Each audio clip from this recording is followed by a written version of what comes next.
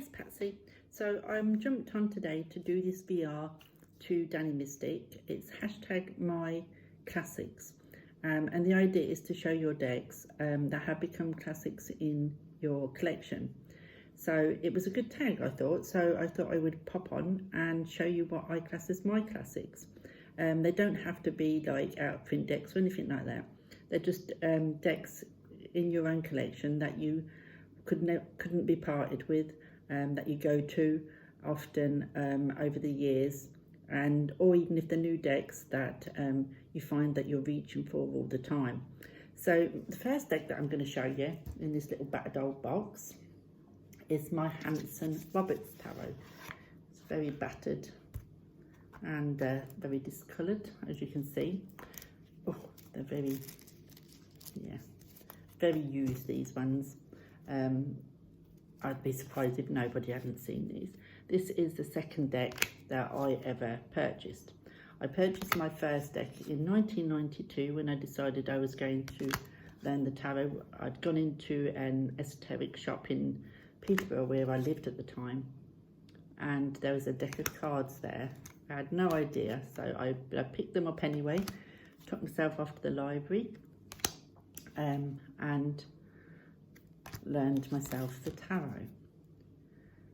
That first deck now belongs to my daughter. When she started her journey, I gave that to her to learn her when she wanted to learn. So that is with my daughter, but this deck for many years was my only deck, and I've done readings for myself, readings for other people.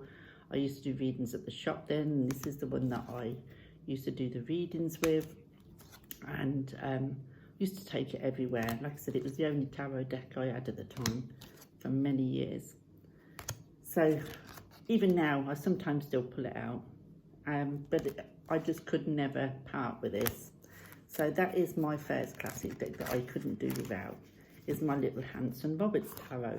And like I said, sentimental reasons, I guess, but it's a nice little deck, and it still does great readings for me. So that's the first one. So the second deck that I'm going to show you is this one, Julia Jeffrey, Tarot of the Hidden Mound.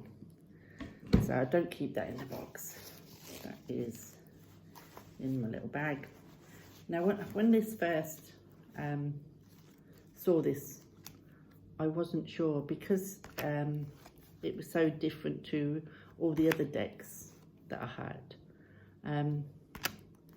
I wasn't sure whether I'd be able to use it or whether I'd enjoy using it, but I just loved the artwork, so I went ahead and I got it, and now I can't be without this. This is one of those decks that I only use for myself. I don't read for other people with this. I've never read for other people with this. This is just my deck, and it's one of those decks that tells a story. I can lay out quite a few cards with this deck and read it a bit like a story, I suppose, intuitively. Like I said, only for myself. I pull this out all the time, especially if I'm not feeling too great, emotionally in a bad place or whatever, then this is the deck I'll go for, because it's very gentle, and I just love the images, and I'm so pleased I got it, because I couldn't be without it now, and that's one that will always stay in my collection. So that is Tarot of the Hidden Mounds by Julia Jeffries. So that is these decks are not in particular order, I'm just showing you them as I'm coming to them. So the next one that I'm going to show you is the Lightsaber. Now, I don't very often read myself with this one. Sometimes I do. It's a gorgeous deck, and I sometimes read with it for myself, but more often than not, if somebody asks me for a reading, this is the deck that I go to, and this is the deck that I'll do the readings with. There's two, this one and another one, which I'll show you in a minute. But people seem to like this one. I think they find this one quite relatable, because it's more of a modern look to it. But this gives outstanding readings. I mean, they just, you know, talk to me. I can lay these cards out and straight away I know what they're saying to me. It's just gorgeous images, like I say, more up to date than some of the other ones I have. A bit more relatable, I suppose. But yeah, I cannot imagine my collection not having this in now. And like I said, it's mainly to do readings for other people rather than myself, though I have used it for myself. It tends to be more to do with other people.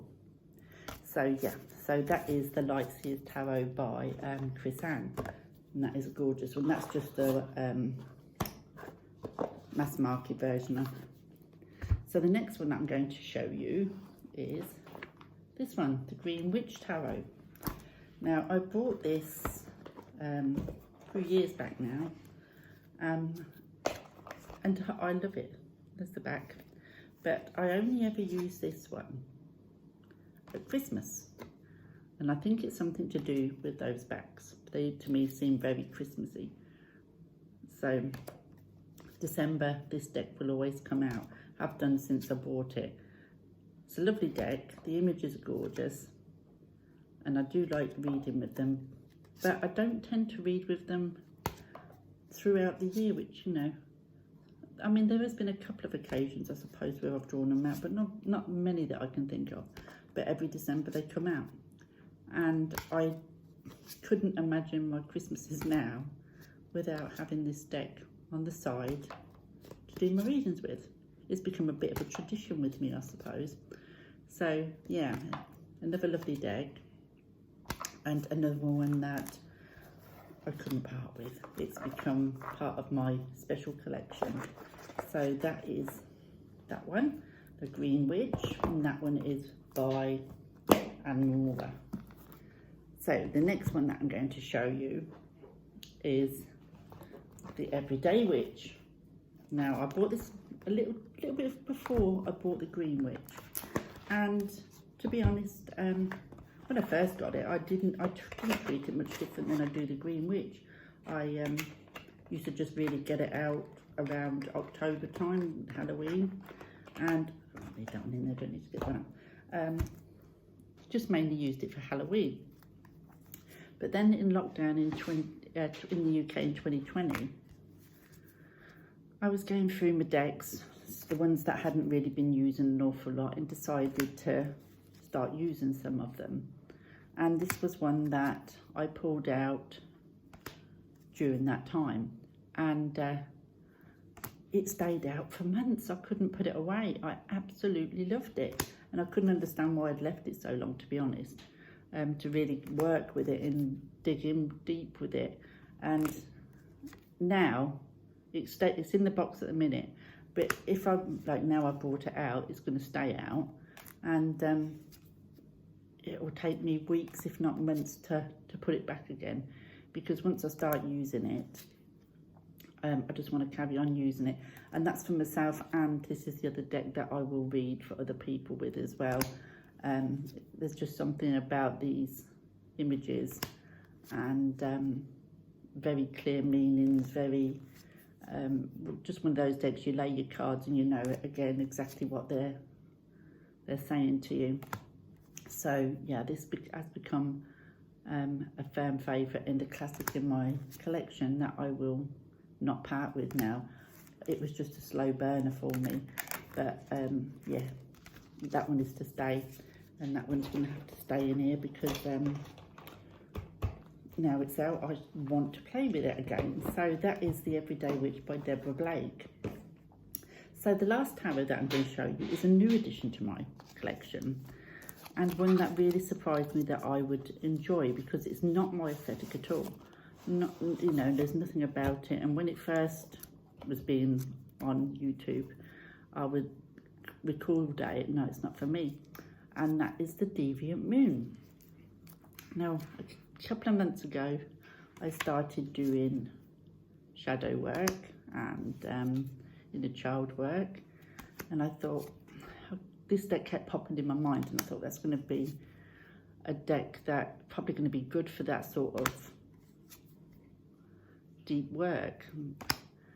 And I kept saying no, I'm not getting it, it's not my thing. In the end I gave in and I ordered it.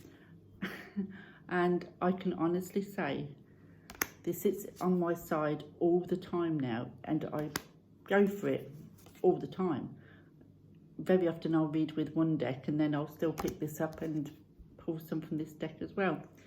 There's just something about this deck. I can't put my finger on it because, like I say, it's not my aesthetic. It's not the sort of thing that I would dream of buying normally, but it just kept shouting out to me, and I went ahead and got it, and now it's one of my fan favourites. And even though I've only had it in a matter of weeks, to me, this is now one of the classics in my collection that I wouldn't dream of parting with. Strange, isn't it? But yes, so that's the Deviant Moon.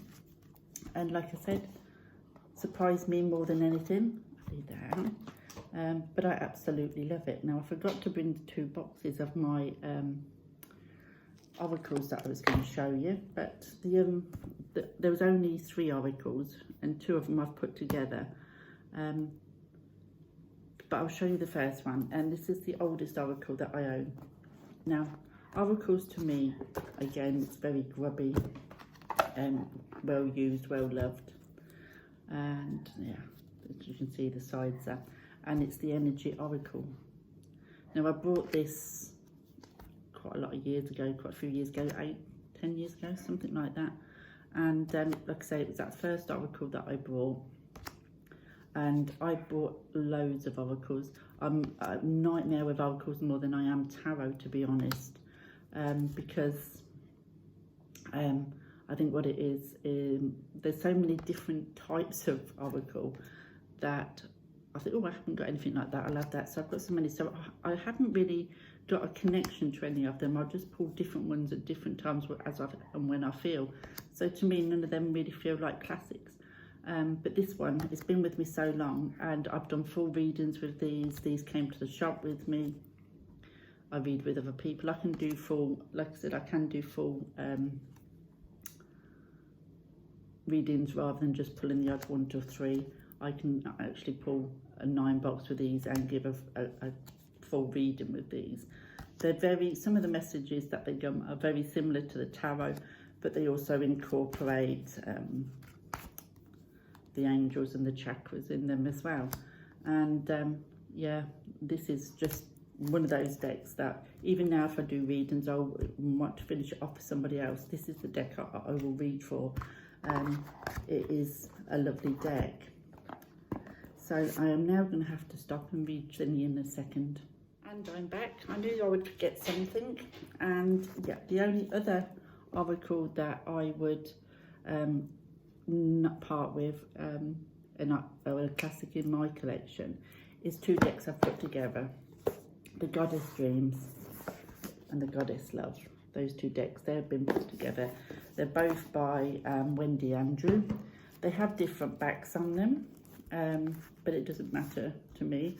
You've got this back and this back, so you're totally different, but the actual artwork on the front of the cards, which is the important thing, are the same. So this deck is absolutely beautiful, stunning artwork. You just get like that keyword and a little bit underneath, and these are lovely just to add one to the end of a reading, or I've even pulled 3 and then done a reading around them. So they work in many different ways. Sometimes I'll just pull 1 a day, sometimes I'll pull 3. They're great to add on to other people's readings as well, and they're just a beautiful deck, or decks that have been made into one big one, because it was always hard to know which one to pull, so I just put them together, and that way I just pull from either one, and so they're joined together. So yeah, it's such a beautiful artwork, stunning. So yeah, so that is the only other oracle set that I would class as a classic in my collection. So that is my classics, and like I said, I'm really enjoying watching what other people's classics are. And if you've done a video on this tag, or you're going to, let me know, and I will come along and I'll watch, because I do like to see what other people enjoy. Plus it shows me other tarots and other oracles I probably haven't seen before, and then I shall get the itchy finger and need to buy. But yeah, it was lovely to show you these, and I will see you all soon. Bye for now.